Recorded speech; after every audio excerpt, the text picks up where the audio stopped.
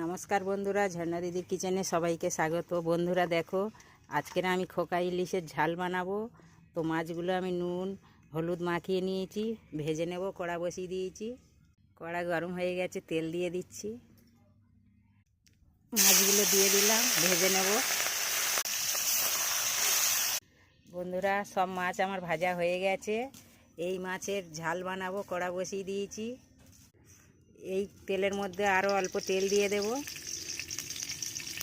দুটো তেজপাতা দিয়ে দিলাম, গোটা জিরে ফোড়ন দিয়ে দিলাম, কেটে রাখা পেঁয়াজগুলো দিয়ে দিলাম। পেঁয়াজগুলো ভালো করে লাল লাল করে ভেজে নেব। 1 চামচ আদা রসুন বাটা দিয়ে দেব। কারি পাতাগুলো দিয়ে দিলাম, কেটে রাখা টমেটোগুলো দিয়ে হলুদ গুঁড়ো দিয়ে দিলাম, লঙ্কার গুঁড়ো দিয়ে দিলাম, ধনিয়ার গুঁড়ো দিয়ে দিলাম। অল্প জল দিয়ে ভালো করে কষে নেব। পরিমাণ মতো লবণ দিয়ে দিলাম, পরিমাণ মতো জল দিয়ে দিলাম। ভাজা মাছগুলো দিয়ে দিলাম। মাছের